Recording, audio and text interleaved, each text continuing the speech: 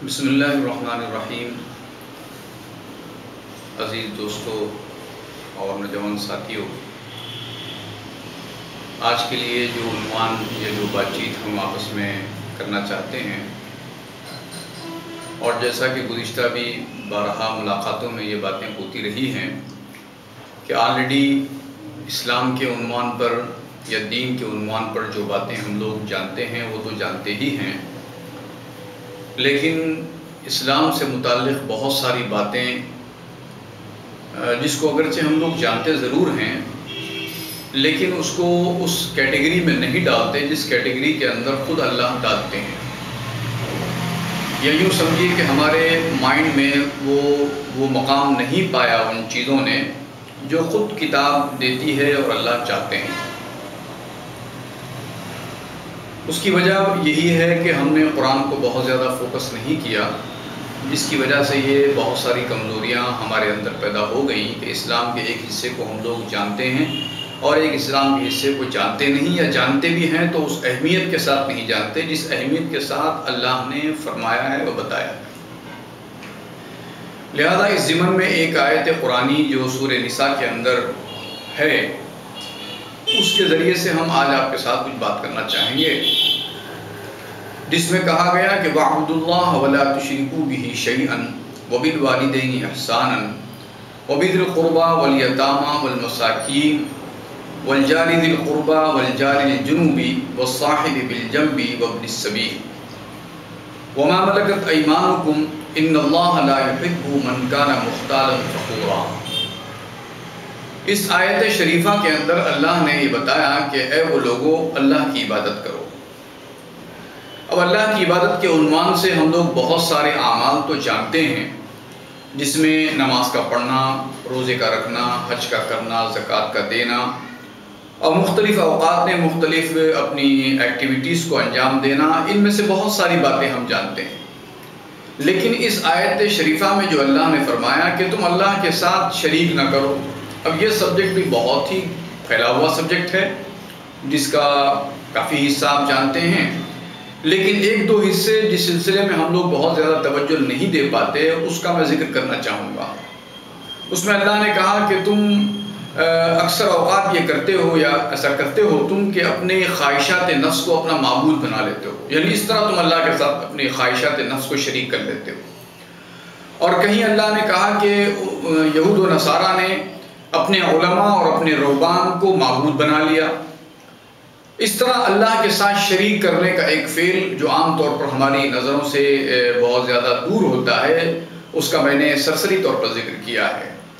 اور تفصیلی باتیں بہت ساری آپ مقررین سے سنتے بھی ہیں، اور انشاءاللہ پھر موقع ہو تو آئندہ ہم آپ کے ساتھ باتیں کریں گے ضمن میں۔ لیکن آگے کی باتوں کو ہم تھوڑا سا سرسری طور پر آپ کے سامنے ذکر کرتے ہیں، جس کا واسطہ رات دن آپ کے انسانوں کے ساتھ پیش آتا ہے۔ سب سے پہلی بات اللہ نے فرمائی اس میں کہ وَبِالْوَالِدَيْنِ إِحْسَانًا، اور تم والدین کے ساتھ احسان کا معاملہ کرو، وَبِذِي الْقُرْبَى، اور قرابت داروں کے ساتھ بھی، وَالْيَتَامَى، اور یتیموں کے ساتھ بھی، وَالْمَسَاكِينِ، اور مسکینوں کے ساتھ بھی، وَالْجَارِ ذِي الْقُرْبَى، اور وہ آپ کا پڑوسی، وہ آپ کا نیبر، جو آپ کا نیبر بھی ہو اور آپ کا پھر رشتہ دار بھی ہو، ریلیٹو بھی ہو آپ کا، وَالْجَارِ الْجُنُوبِ، اور اجنبی پڑوسی، یعنی ایک آدمی ہے جو آپ کا نیبر ہے لیکن وہ آپ کا رشتہ دار نہیں ہے، وہ آپ کا ریلیٹو میں سے نہیں ہے، تو اللہ کہتے ہیں کہ اس کے ساتھ بھی احسان کا معاملہ کرو۔ وَالصَّاحِبِ بِالْجَنبِ، اور اللہ کہتے ہیں کہ وہ آدمی جو تمہارے ساتھ چلے، تمہارے ساتھ بیٹھے، تمہارے پہلو میں ہو، تمہاری سائڈ میں بیٹھا ہوا ہو۔ اب آپ سوچئے کہ کتنی بیسک باتیں اللہ نے فرمائی۔ وَالْجَارِ الْجُنُوبِ وَالصَّاحِبِ بِالْجَنبِ، وَالْجَارِ الْجُنُوبِ وَالصَّاحِبِ بِالْجَنبِ وَابْنِ السَّبِيلِ، اور راستے میں چلنے والا، راستے کا مسافر۔ وَمَا مَلَكَتْ أَيْمَانُكُمْ، اب آپ جانتے ہیں کہ دور اول کے اندر جب اسلام یا قرآن نازل ہو رہا تھا، اس وقت عربوں کے درمیان یا ساری ہی دنیا کے اندر غلاموں کا رواج تھا، سلیب رکھے جاتے تھے، انسان سلیب بنائے جاتے تھے، اور جو غلام بنائے جاتے تھے، اور عورتیں باندھی بنائی جاتی تھی، تو اللہ نے اس کا بھی ذکر فرمایا۔ تو ایسا نہیں ہے کہ دور ختم ہو گیا اور غلامی ختم ہو گئی، یعنی وہ لوگ جو تمہارے زیر نگر ہو، جو تمہارے سے نیچے کے پوزیشن کے اندر ہو، چاہے وہ جاب کے اعتبار سے ہو، چاہے وہ پوزیشن کے اعتبار سے ہو، چاہے وہ فائنانس کے اعتبار سے ہو، ہر اعتبار سے جو شخص تم سے نیچے والا ہو اس کے بھی حقوق کو ادا کرو اور اس کے ساتھ بھی احسان کرو۔ وَصَاحِبْ وَابْنِ السَّبِيلِ وَمَا مَلَكَتْ أَيْمَانُكُمْ إِنَّ اللَّهَ لَا يُحِبُّ مَنْ كَانَ مُخْتَالًا فَخُورًا۔ اللہ کہتے ہیں کہ بے شک اللہ ان لوگوں کو پسند نہیں کرتا جو فخر کرنے والے ہوں، جو پراؤڈ کرنے والے ہوں اور اپنی بڑائی کرنے والے ہوں، ایسے آدمیوں کو اللہ پسند نہیں کرتے۔ ان آیات میں اگر 2-3 باتیں اگر آپ تھوڑا سا غور سے دیکھیں اور آپ کو لگے گا کہ اس کے بعد پھر ہر کنڈیشن کے اندر آپ جب بھی فال ہوتے ہیں تو اس وقت آپ کو خدا کی عبادت کو پرفارم کرنا ہوتا ہے۔ جیسے آیت کے اندر آیا کہ صاحب والدین کے ساتھ احسان کا معاملہ کرو۔ اب اگر آپ احسان کی ڈیفینیشن دیکھتے ہیں تو جیسے اردو کے اندر احسان کی ڈیفینیشن کچھ اور آتی ہے اور مائنڈ کے اندر کچھ اور ہوتا ہے۔ تو جب احسان کرنا ہو اور ان سارے ہی لوگوں کے ساتھ احسان کرنا ہو، والدین کے ساتھ احسان کرو، آپ پڑوسی کے ساتھ احسان کرو، اجنبی پڑوسی کے ساتھ احسان کرو، راستے میں چلنے والے کے ساتھ احسان کرو، اور جو آپ کے زیر نگر ہو، جو آپ سے نیچے والا ہو، جو آپ کا کلک ہو، جو ساتھ میں بیٹھتا ہو آپ کے، جس کے ساتھ آپ کا بیٹھنا اٹھنا ہوتا ہو، ایسے سارے لوگوں کے ساتھ اللہ کہتے ہیں کہ تم احسان کا معاملہ کرو۔ احسان کو دیکھنے کے لیے جب ہم کوشش کرتے ہیں لغت کے اندر تو ہم کو ملتا ہے کہ صاحب کہا جاتا ہے کہ جو امبیلنسنگ ہو گئی ہے اس امبیلنسنگ کو بیلنسڈ کر دینا، یہی احسان ہے۔ امبیلنسنگ کو بیلنس کر دینا، یعنی یوں سمجھیے کہ جو ڈیفیشنسی پیش آتی ہے والدین کے معاملے کو لے کے سوچ لیجیے پہلے فرسٹ فیز کے اوپر کہ جب وہ ضعیف ہو جائیں اسپیشلی، یا وہ ایسی کنڈیشن میں آ جائیں جبکہ ان کی ہیلتھ کی کوئی پرابلم ہو، تو اب ہیلتھ کی پرابلم کی جو ڈیفیشنسی ان کے اندر آ گئی ہے اس ڈیفیشنسی کو فلفل کرنے کے لیے اپنے سے جو کچھ اپنے ایفرٹس لگا کے اس کو کر سکتے ہیں وہ کر دینا۔ یہ کوئی ضروری نہیں ہے کہ آپ ان کو کوئی سونے کا نوالا کھلائیں، کوئی ضروری نہیں ہے کہ ان کو آپ تاج محل جیسے محل کے اندر رکھیں، کوئی ضروری نہیں ہے کہ ان کے لیے کوئی عالیشان آپ سواری خریدیں، بلکہ ان کی لائف اور ان کی نیڈس کے اندر، ان کی جو بیسک نیڈس ہوتی ہیں، ان بیسک نیڈس کے اندر جس نیڈ کے اندر کمی ہو گئی ہو، جو امبیلنسنگ ہو گئی ہو، اس امبیلنسنگ کو فلفل کرنے کا نام احسان کرنا۔ اب اسی احسان کو آپ ریلیٹ کرتے چلے جائیے پڑوسی کے ساتھ، خرابتدار پڑوسی کے ساتھ جو ریلیٹو بھی ہے آپ کا اور پڑوسی بھی ہے۔ اب کوئی ضروری نہیں ہے کہ اس کا فائنانسی کے ذریعے سے اس کا سپورٹ کریں آپ، بلکہ آپ مورل سپورٹ بھی کر سکتے ہیں کہ جیسے ہوتا ہے کہ کوئی حادثہ پیش آ جائے تو حادثے کے پیش آنے پر ہوتا کیا ہے، ایک انسان کی لائف میں ایک امبیلنسنگ ہو جاتی ہے۔ اس امبیلنسنگ کو آپ کیسے فلفل کریں گے؟ ان کو تسلی دیں گے، ان کے ساتھ اچھے کلمات کے ساتھ پیش آئیں گے، ٹائملی ان کے ساتھ کچھ فائنینشلی اگر ان کو سپورٹ کرنا ہو تو وہ آپ سپورٹ کریں گے، اور فزیکلی کوئی سپورٹ کرنے کی باری آتی ہے تو وہ سپورٹ کریں گے آپ۔ اس طرح ان تمام افراد کے ساتھ، ان تمام کیٹیگریز کے ساتھ جن کیٹیگریز کا ذکر قرآن کی ان آیات میں کیا گیا ہے، اور دوسری جگہ اور بھی پھیلا کے اور بھی کچھ حقوق بیان کیے گئے ہیں، تو یہ چیزیں تو ہماری وہ چیزیں ہیں جن کو ہم اسلام کے طور پر لیتے ہی نہیں ہیں۔ یعنی اگر ہمارے ساتھ کوئی کلیگ کام کرتا ہو تو ہم یہ سمجھتے ہیں کہ صاحب جیسا اس کے ساتھ ہمارا مائنڈ ڈیزائن کرے ویسے بیہیو کریں گے، لیکن اللہ آپ کو حکم دیتے ہیں کہ وہ چاہے کسی ریلیجن کا رہنے والا ہو، دنیا کے کسی علاقے کا رہنے والا ہو، چاہے وہ کسی ریلیجن کو فالو کرنے والا ہو، کسی بھی علاقے کا کسی بھی ریلیجن کا فالو کرنے والا وہ آدمی ہو، تو اس کا اپنا پرسنل معاملہ ہے، لیکن جہاں تک آپ کا بیہیو کیسا ہوگا تو اللہ کہتے ہیں کہ آپ کا بیہیو اس کے ساتھ احسان والا بیہیو ہوگا، یعنی اس کی لائف میں، اس کی پوزیشنز کے اندر، اس کی کنڈیشنز کے اندر جب کبھی کوئی ڈیفیشنسی فیل کریں گے آپ، اس ڈیفیشنسی کو فلفل کرنا آپ کی نہ صرف ہے کہ مورلی رسپانسبلٹی ہوگی، بلکہ آپ کی اسلامک رسپانسبلٹی یہ ہوگی کہ اس ڈیفیشنسی کے اندر جو کچھ آپ فلفل کر سکتے ہیں وہ فلفل کر کے دینا آپ کی ذمہ داری ہوگی۔ جب آپ اس طرح آپ کا اپروچ ہوگا ماں باپ کے ساتھ، پڑوسی کے ساتھ، اجنبی پڑوسی کے ساتھ، راستے سے گزرنے والی سواری کے ساتھ، آپ جب گاڑی چلاتے ہوتے ہیں تو آپ دیکھتے ہیں کہ آپ کے ساتھ ساتھ کوئی اور بھی گاڑی چلانے والا ہوتا ہے،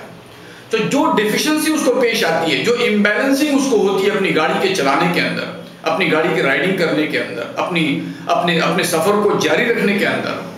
اللہ کہتے ہیں کہ اس کے اندر جو آپ اس کے ساتھ کنٹریبیوشن کر سکتے ہیں، اس کی امبیلنسنگ کو بیلنس کرنے کے لیے، اس کی پرابلم کو سالو کرنے کے لیے، اس سلسلے میں اپنے مائنڈ کو ہمیشہ الرٹ رکھنا، ایسے الرٹ انسان کا نام مومن ہے۔ اللہ نے جو مومن رکھا ہے کہ گھر میں ہوگا تو وہ اپنے جو اس کے رسپانسبلٹیز ہیں اس کو پورا کرتا رہے گا، جب وہ گھر کے باہر نکلے گا تب پڑوسیوں سے متعلق، پڑوسیوں سے کنسرن رکھنے والی جتنی رسپانسبلٹیز ہیں اس کو وہ فلفل کرے گا۔ اس کے اندر کسی قسم کی کوئی ریلیجن، کسی قسم کی کوئی گروپ کا کوئی تعلق نہیں ہے۔ لیکن ہم لوگوں کا معاملہ عام طور پہ دیکھا جاتا ہے کہ جس آدمی کو ہماری طبیعت پسند کرتی ہو بس اسی کے ساتھ ہمارا رویہ ہائے ہلو کا ہوتا ہے، ہمارے رویے کے اندر یوں سمجھیے کہ احسان کا معاملہ ہوتا ہے، اس کے ساتھ ہم اچھا رویہ اختیار کرتے ہیں۔ لیکن جس کے ساتھ ہماری طبیعت میل نہ کھاتی ہو یا جس کے ساتھ ہم کو کسی قسم کی کوئی شکایت ہو تو پھر ہمارا رویہ اس کے ساتھ بالکل ڈیفرنٹ بن جاتا ہے۔ اس قسم کی کوئی اتھارٹی، اس قسم کی کوئی سہولت یا اس قسم کی یوں سمجھیے کہ رعایت یا اس قسم کا کوئی اللہ نے اس بات کی گنجائش نہیں رکھی آپ کے لیے کہ ان تمام چیزوں میں آپ کو ڈفرینشیٹ کر سکیں۔ ہاں ایک بات اور ہے کہ کوئی آدمی بہت زیادہ ہی اچھا آپ کے ساتھ رویہ رکھتا ہو تو نیچرلی آپ کا تعلق یا آپ کا دل کا میلان، آپ کے تعلقات زیادہ ہوں گے، اس سے یقیناً نہیں۔ لیکن جہاں ان تمام سے آپ کا کانٹیکٹس ہیں، جہاں تک آپ کے ان سے رشتے ہیں، ان تمام رشتوں کو اللہ کے حکم کے مطابق اگر اس کو آپ عبادت بنانا چاہتے ہیں،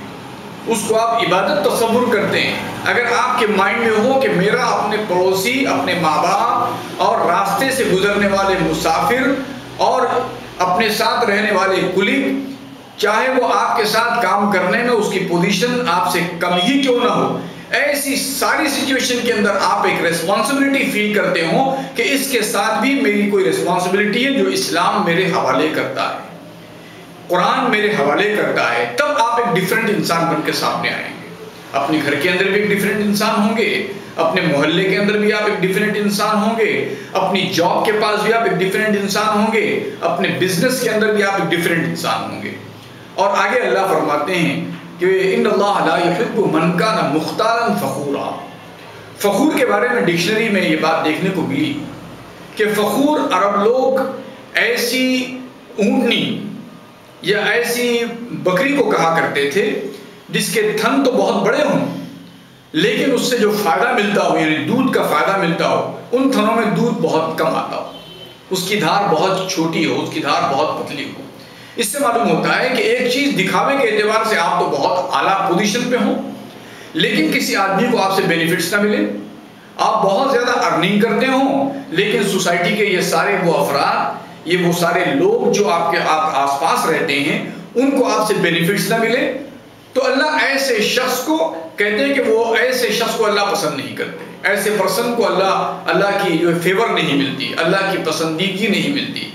اللہ کی پسندیدگی کب ملے گی؟ جب اللہ نے یہ ساری پوٹینشیل جو انسان کے اندر رکھے ہیں کہ وہ دوسروں کے ساتھ اچھا بیہیو کرے، دوسروں کے ڈیفیشنسی کو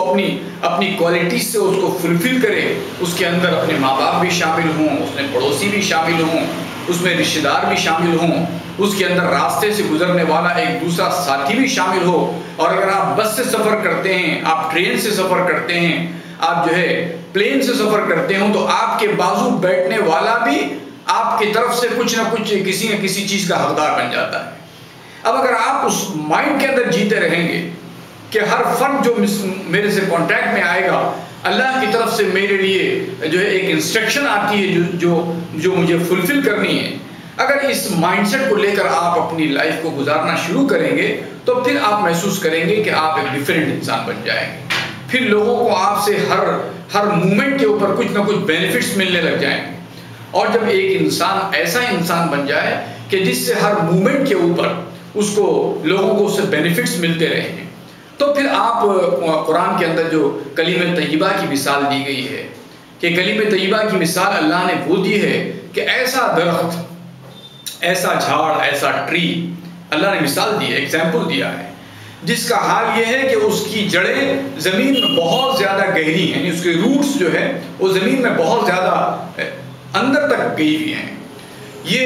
ریپرزینٹ کرتا ہے اس کی مضبوطی کو، اس کے استحکام کو، اس کے اسٹیبلشمنٹ کو۔ اور پھر اللہ کہتے ہیں کہ اس کی مثال یہ ہے کہ اس کی جو شاخیں ہیں، اس کی جو برانچز ہیں، وہ آسمان کی بلندیوں کی طرف ہیں۔ اور پھر ایک اور اللہ اس میں مثال دیتے ہیں کہ وہ ہر آن پھل دیتا ہے، ہر آن پھل دیتا ہے، یعنی ایوری مومنٹ وہ فروٹ دینے والا جو ہے ٹری ہوتا ہے۔ تو اگر آپ اس زاویے سے، اس اینگل سے، جو قرآن نے ابھی آپ کے سامنے بات آئی، اس اینگل سے ایک انسان کو امیجن کیجئے آپ، اور پھر اس مثال کو، اس ایگزامپل کو آپ قرآن میں جو بیان کی گئی ہے، وَمَثَلُ كَلِمَةٍ طَيِّبَةٍ كَشَجَرَةٍ طَيِّبَةٍ أَصْلُهَا ثَابِتٌ وَفَرْعُهَا فِي السَّمَاءِ۔ ایک درخت کی مثال جس کی جڑیں زمین میں گہری ہوں اور اس کی برانچز یعنی اس کی شاخیں آسمان میں پھیلی ہوئی ہوں، تُؤْتِي أُكُلَهَا كُلَّ حِينٍ بِإِذْنِ رَبِّهَا، وہ ہر آن، ہر مومنٹ اپنے پروردگار کے حکم سے وہ پھل دیتا رہتا۔ یعنی پروردگار کا حکم ہوا کہ ماں باپ کے ساتھ ایسے سلوک کرو، ایسے سلوک کرنے لگ گیا، پڑوسی کے ساتھ ایسے سلوک کرو، ایسے سلوک کرنے لگ گیا، ہاں جو اس کا زیر نگر ہو، اس کے ہاتھ کے نیچے کام کرنے والا ہو، اس کے ساتھ ایسے سلوک کرو، ایسے سلوک کرنے لگ گیا۔ تو اس طرح ایوری مومنٹ اس سے لوگوں کو فائدہ ملتا رہے، اس کو فروٹ ملتا رہے۔ اللہ فرماتے ہیں وَيَضْرِبُ اللَّهُ الْأَمْثَالَ لِلنَّاسِ لَعَلَّهُمْ يَتَذَكَّرُونَ۔ اللہ اس قسم کی مثالوں کے ذریعے سے لوگوں کو سمجھاتا ہے تاکہ لوگ ان باتوں کے ذریعے سے نصیحت حاصل کریں،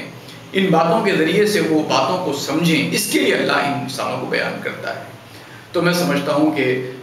عبادت کے جو مفہوم کے تحت اللہ نے بہت ساری باتیں کتاب الہی کے اندر بیان کی ہیں، ان میں سے ایک حصہ ہم نے ابھی آپ کے سامنے بیان کیا ہے، اور اس کے علاوہ بھی بہت سارے حصے جو آپ کی لائف سے کنیکٹ ہوتے ہیں، ان کو ہم نے اس سے پہلے بھی آپ کے سامنے بیان کیا۔ ہو سکتا ہے آپ کے ذہن میں بہت اچھی طرح سے وہ باتیں پیوست ہوں اور بیٹھی ہوئی ہوں، اور ہم امید کرتے ہیں کہ ان تمام باتوں کو ایک جگہ کر کے آپ جب ملاتے چلے جائیں گے تو آپ دیکھیں گے کہ ایک بہترین انسان وجود میں آئے گا، جس کو اللہ کی کتاب میں مومن کہا جاتا ہے۔ آج کے لیے ان باتوں کے ساتھ اپنی بات کو اپنے ساتھیوں سے ختم کرتے ہیں اور اجازت چاہتے ہیں۔ سبحان اللہ و بحمدہ، سبحانک اللہم و بحمدک، نشہد ان لا الہ الا انت، نستغفرک و نتوب الیک۔ والسلام علیکم ورحمۃ اللہ وبرکاتہ۔